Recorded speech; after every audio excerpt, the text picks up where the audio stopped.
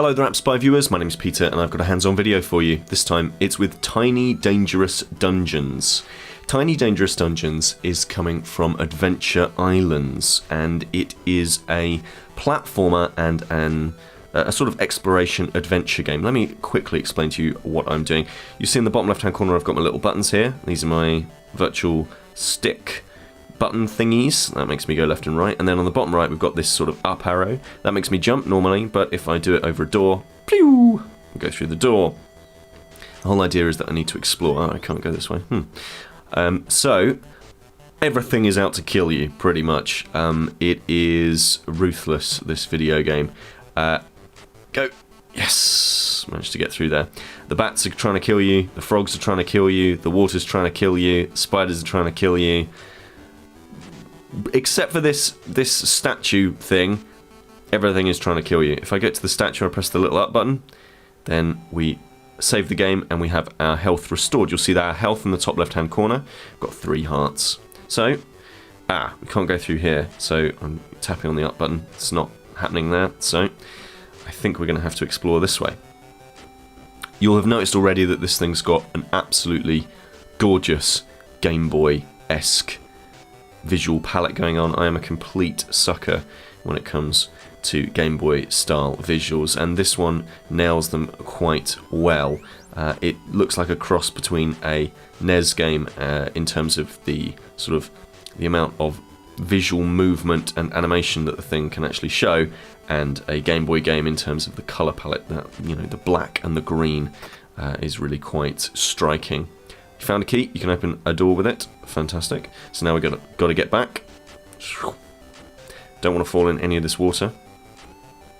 But yes, I'm an absolute sucker for this kind of stuff.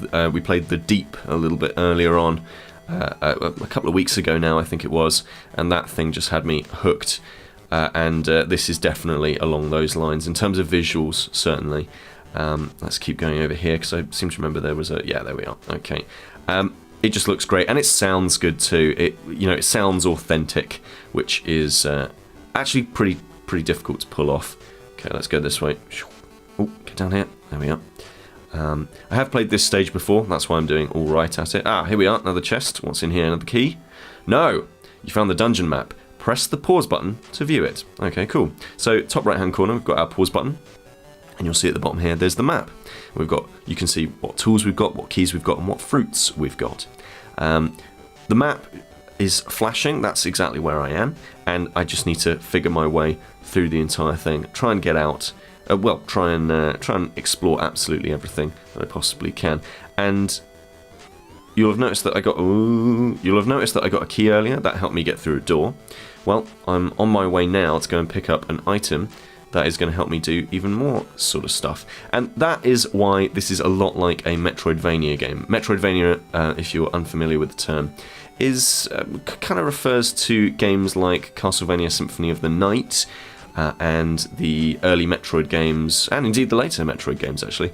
Games in which you need to explore, and your ability to explore is predicated on what abilities you have. Now, I can't actually drop down through here, and I can't get through here, so I'm kind of screwed.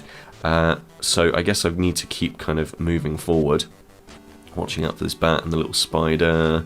There we go. The platforming feels really solid as well, like it feels really accurate. I don't feel like I need a D-pad or anything like that. I don't feel like I need physical controls. Oh, hello, what's this? This might be the thing I need. We've got a power glove. So awesome. You can now push heavy objects. So now, I can't get out that way, but if I go left, I can just do it. I can just move this, because I've now got this special ability.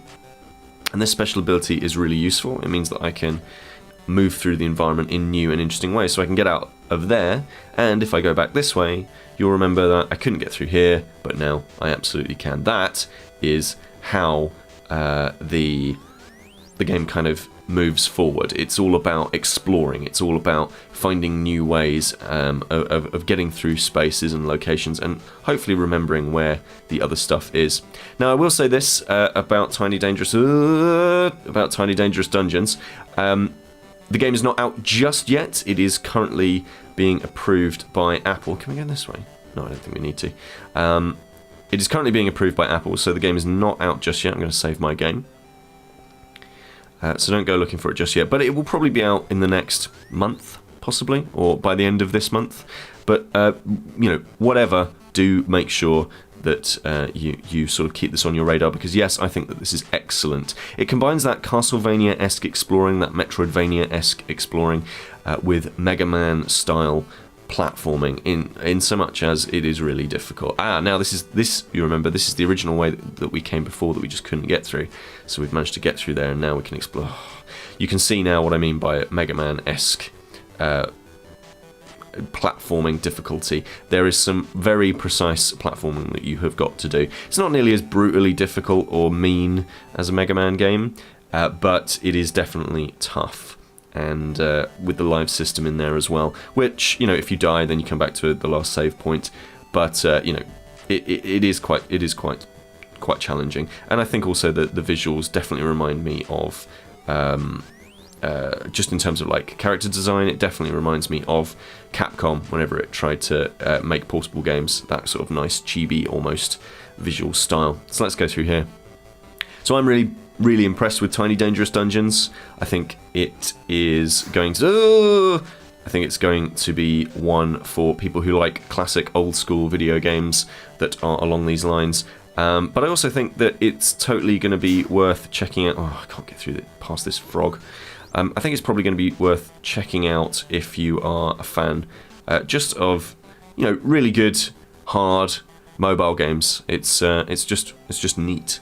So, Tiny Dangerous Dungeons, it's out in the next couple of weeks, I think, and it'll be on your iOS device. Do let me know what you think of it in the comments.